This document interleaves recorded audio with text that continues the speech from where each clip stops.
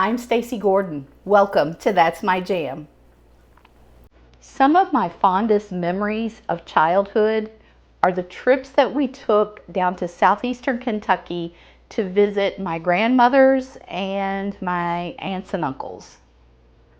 Those trips typically included a lot of really delicious and really memorable foods. One of those very memorable dishes was a cake that my Aunt Julia made. It's a very old-fashioned recipe, and I've been thinking about it for years. So today, I'm going for it. This cake is perfect for the holidays.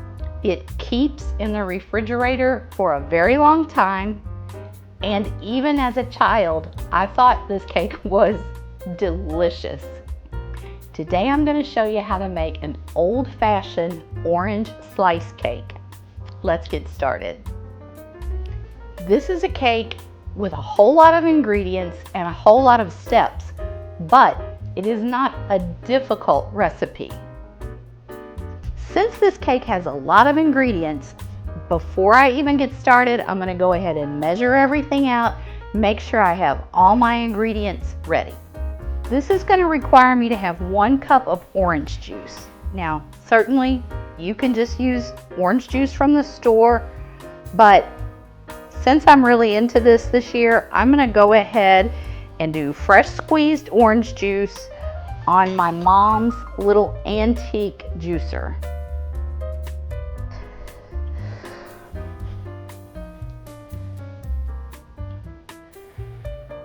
This was a labor-intensive process. It took me 4 oranges to get a cup of orange juice. If I hadn't wanted to use my mom's juicer so badly, I probably would have been okay with just buying some store-bought juice. Getting these ingredients together took a long time, so I'm glad that I started out by getting everything measured out and ready. Now I'm going to preheat my oven to 300 degrees. I'm going to start out with a bundt pan. I was also advised, don't skimp when it comes to greasing this pan because this cake can stick. So I'm really loading this up with some floured baking spray, and I'm just going to run my hand around there to make sure all the sides are very well coated. After all this work, I definitely don't want my cake to stick. Now I'm going to switch over to my stand-up mixing bowl. And I'm going to add 1 cup or 2 sticks of unsalted butter. These have had a little bit of time to soften while I was getting all my other ingredients ready. To that, I'm going to add 2 cups of sugar. And we're going to put that onto our stand-up mixer to get it creamed. I'm sorry I can't show this step a little bit better, but I'm completely out of room on my countertop. Once we get that butter and sugar creamed, we're going to start adding 4 eggs. We're going to add these one at a time, making sure that this egg is well beaten before we add the next one.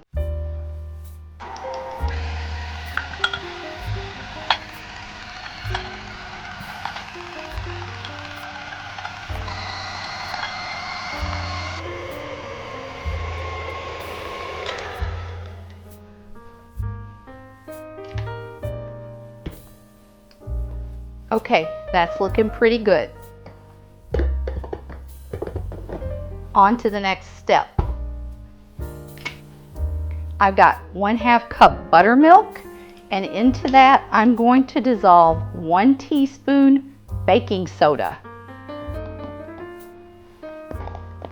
Once we get that blended, we're going to add that to our creamed mixture.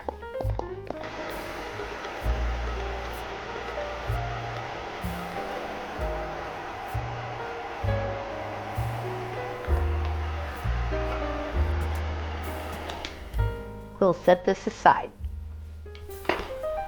Next, I'll place 3½ cups all-purpose flour in a big old bowl.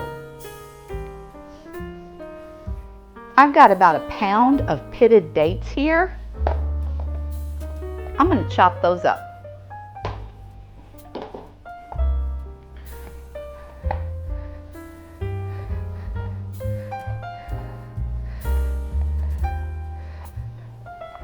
Y'all, these are delicious. You're going to see me make some more recipes soon with some dates. This was about as bad as hand squeezing the orange juice. I was tempted to put these in the food processor, but I was afraid they'd turn to mush. Anyway, I've got them chopped up about that size. Now I'm going to add the dates to my big old bowl of flour.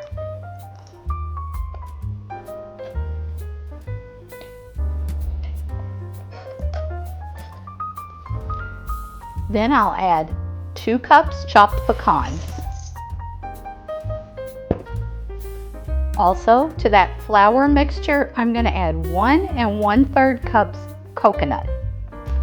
Now I've got about a pound of orange slice candy. I'm going to start chopping that up too. Now, if you're really impressive like my cousin Phyllis, you might make your own orange slice candy. I'm not there yet, and it's pretty readily available this time of year. As I chop up the candy, it's going into that same bowl.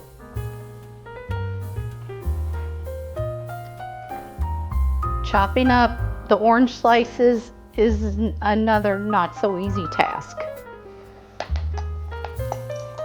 Now I'm going to go in with a spurtle and just try to coat all of the orange slice candies, the dates, the nuts, and the coconut with flour. These ingredients are sticky, especially the dates and the orange slices, so they need to be coated in the flour. Once we've done that, we're going to add our wet mixture to our dry mixture.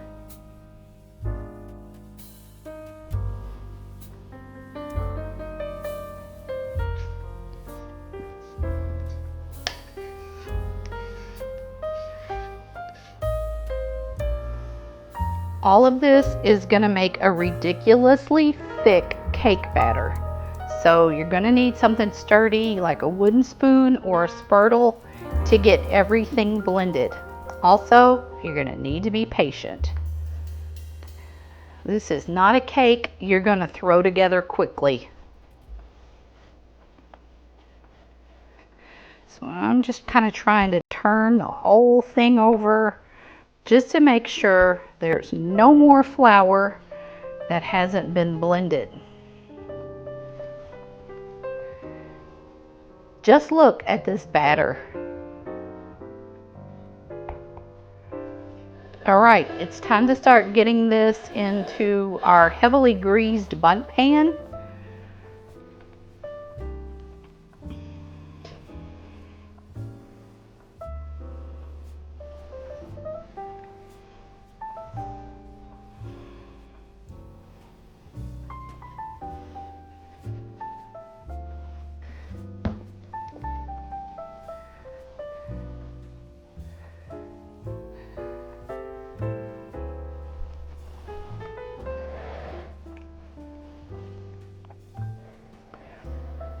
You can see it's just a tremendous amount of very thick cake batter, but I did manage to get all of it into the one bundt pan. I just hope it'll come out. Now this big boy is ready to go in our 300-degree oven for 2 hours. 2 hours is a long time to bake, but you saw it's a very dense batter. I'm going to use that 2 hours to clean up my kitchen, and now would be the perfect time to go tap that like button. If you haven't already, please consider subscribing to my channel. Most of the cooking gadgets I use and pretty much everything in my kitchen is available down in the description of this video. There's a link to my Amazon storefront. Our cake is just about 5 or 10 minutes away from coming out of the oven, and boy, does it smell amazing in here.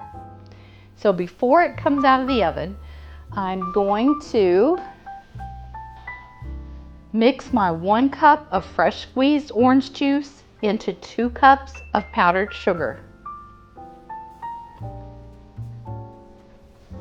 I'll mix this all up, and this is going to be a glaze that we put on top of the cake while it's warm and fresh out of the oven.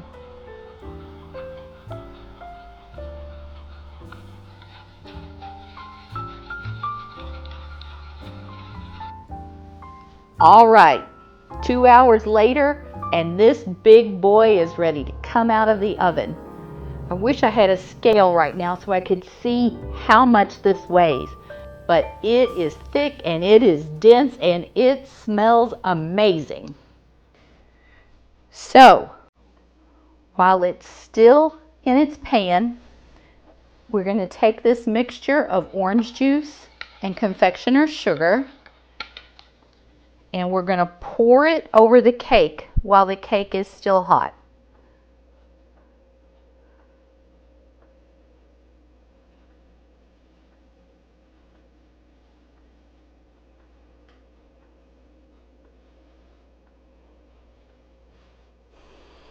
I made kind of a mess with that glaze because the cake is just so big, but that's okay because I think there's plenty of it on there. Now, the recipe says let this sit overnight. I'm a very impatient person, and after a couple of hours, the orange juice glaze was absorbed down into the cake, and I just feel like I have my best shot at getting it out of here clean if I do it sooner rather than later. I feel like that was a good decision. The cake popped right out of the bundt pan. I waited a little bit longer and then I just couldn't help myself. I had to cut into it. Look how moist and gorgeous this cake is. I couldn't help myself. I just had to go ahead and have a piece. A lot of people have said this looks like a fruit cake. A fruit cake has a lot of different spices in it. This cake does not. It's just sweet, chewy, gooey, and delicious. There is no doubt this cake is kind of a pain to make. It requires a lot of chopping, a lot of mixing, a lot of baking, a lot of waiting. But in the end, I believe it's worth it. Once a year, you make it at Christmas time, you create memories with your family. This orange slice cake brings back so many wonderful memories for me. Christmas down in the country as a child, at my Aunt Julia's house with my grandmother and my cousins. Just a lot of really happy memories. I hope you'll be able to make some memories with it too. I'm going to be back again with you real soon. In the meantime, turn off the TV, turn on some music, and just keep jamming.